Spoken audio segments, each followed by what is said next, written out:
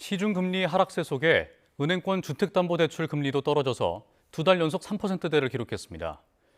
다만 강화된 대출 규제에 더해 조만간 집행될 2차 추경 여파가 금리 움직임에 영향을 줄 거라는 관측이 나오고 있습니다. 손유정 기자가 보도합니다. 은행권의 가계대출 금리가 6달째 내림세를 나타냈습니다.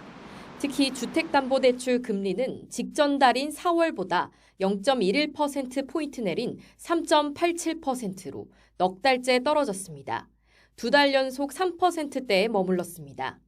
은행채 금리 등 시장금리 하락이 대출금리에 영향을 미친 것으로 분석됐습니다.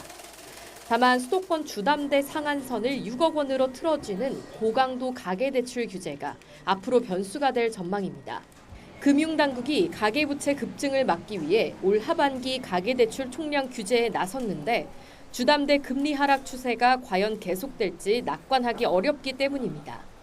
한은은 이번 대출 규제 효과를 지켜본 뒤 은행권이 대출금리 인상 여부를 결정할 것으로 내다봤습니다. 향후 주담대 등 가계대출의 가상금리 추이는 가계대출 증가 속도 등에 영향을 받을 것으로 보이며 가계부채 관리 강화 방안이 발표된 만큼 그 효과를 지켜볼 필요가 있겠습니다.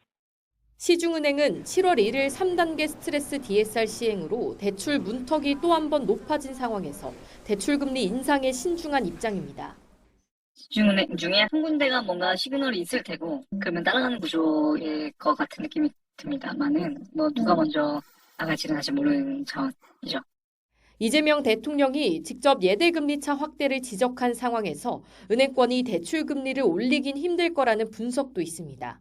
그보다는 2차 추가 경정 예산 집행을 위한 대규모 국채 발행이 시장금리와 대출금리 인상을 불러올 거란 전망이 나옵니다. 시장금리를 끌어올려서 지표금리 상승으로 인한 대출금리 상승이 예상되죠. 그러면 당장 이번 달은 아니죠. 가계대출 총량 규제에 이어 대출금리 상승까지 더해진다면 주택 구입을 위한 실수요자 부담은 늘어날 수밖에 없다는 지적도 나오고 있습니다. YTN 손유정입니다.